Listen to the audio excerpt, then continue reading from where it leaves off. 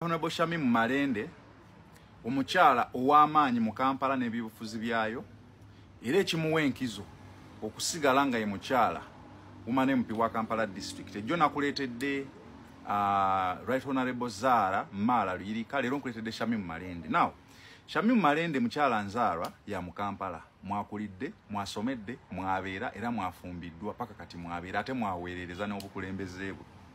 Shamim Malende ono gw'olaba yasoma amateeka.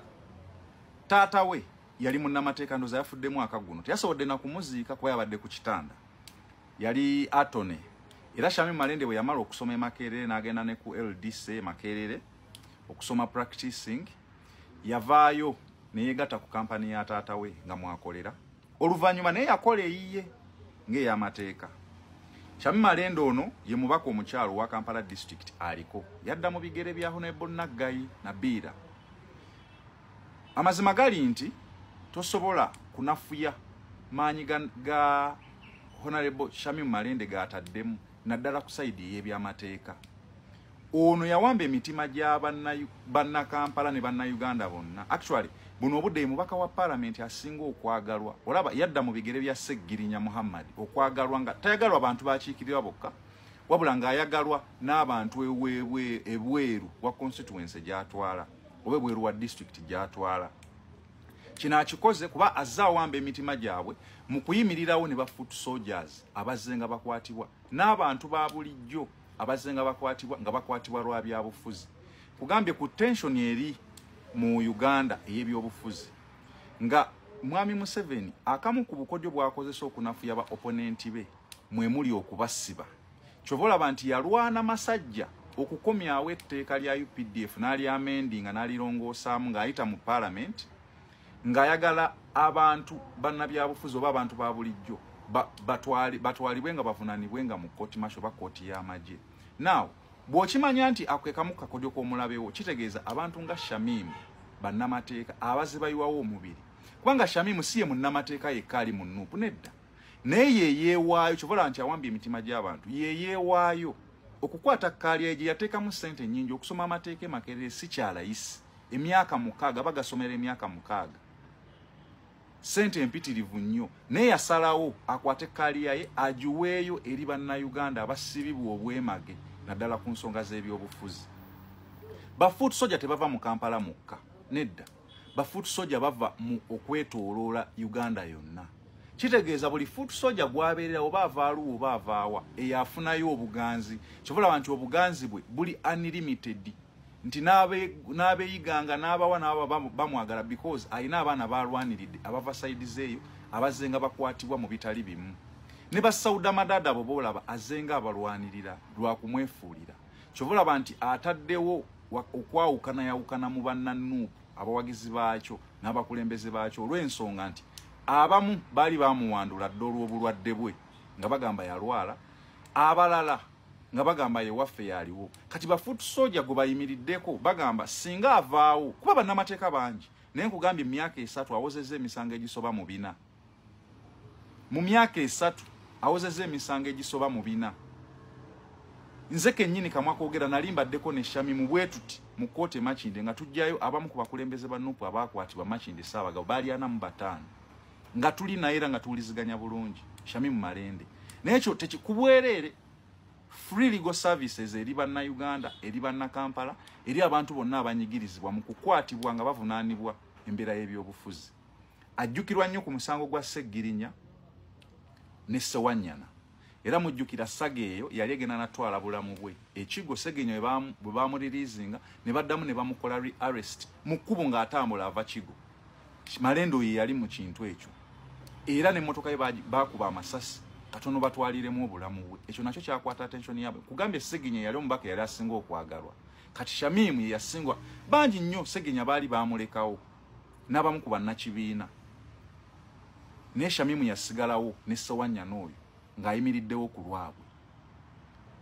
Olutalo wakati wa Zahara ne Lukwago nalwo lumuyambye nnyo okugeyininga amaanyi awo, kubanga bannakampala bangi abakkiririza mu Lukwago.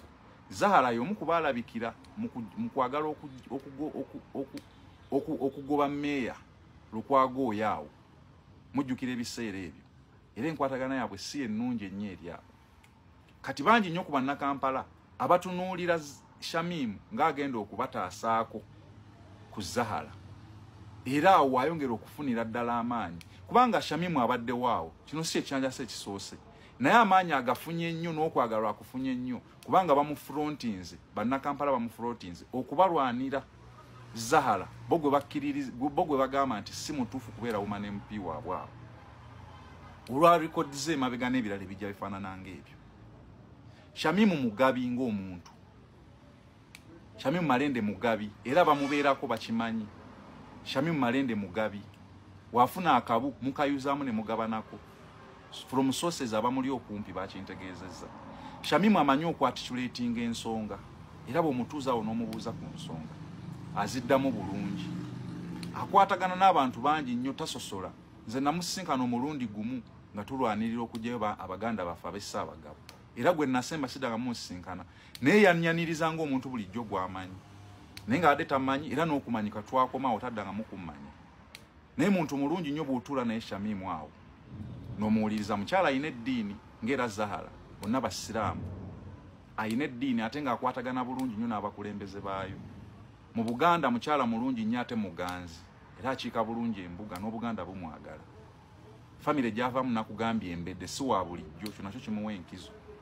Bannakampala ye yajjira ku ekyo kye yasoma okubataasa. Bangi nnyo bayimiridde mu misango gyabwe ku bwereere. Abakyala abo domestic violence agiyimiriddemu nnyo nnyo naddala mu Kampala awo. Ayimiridde mu bintu bingi nnyo. So ekyo kimuwa enkizo y'amaanyi nnyo okusigala mu kifo ekyo. Nkuleetedde ebifuula Honorable Shamim Malende, omukyala ow'amaanyi mu Kampala n'ebyobufuzi byayo, era ekimuwa enkizo okusigala nga ye mukyala Women MP wa Kampala District. Ejjo nakuleetedde Right Honorable Zara Mala Luyirika, leero nkuleetedde Shamim Malende. Now, Shamim Malende mukyala nzaalwa ya mu Kampala. Mwakulidde, mwasomedde, mwabeera era mwafumbiddwa paka kati mwabeera ate mwaweerereza n'obukulembeze bwe. Shamim Malende ono gw'olaba yasoma amateeka. Taata we yali munnamateeka, ndoza yafuddemu akaguno. Teyasobodde na kumuziika kuba yabadde ku kitanda. Yali atone. Era Shamim Malende bwe yamala okusoma e Makerere n'agenda ne ku LDC Makerere okusoma practicing, yavaayo ne yeegatta ku kampani ya taata we nga mwakolera. Oluvannyuma naye yakola eyiye ng'ey'amateeka. Shamim Malende ono ye mubaka omukyalo wa Kampala District aliko. Yadda mu bigere bya Honorable Naggayi na Biira. Amazima gali nti tosobola kunafuya maanyi ga Honorable Shamim Malende gataddemu naddala ku saidi y'ebyamateeka. Ono yawamba emitima gya bannakampala ne bannayuganda bonna. Actually buno obudde ye mubaka wa parliament asinga okwagalwa. Olaba yadda mu bigere bya Seggirinya Muhammad, okwagalwa nga tayagalwa abantu bakiikirirwa bokka, wabula ng'ayagalwa n'abantu ebweru wa constituency gy'atwala oba ebweru wa district gy'atwala.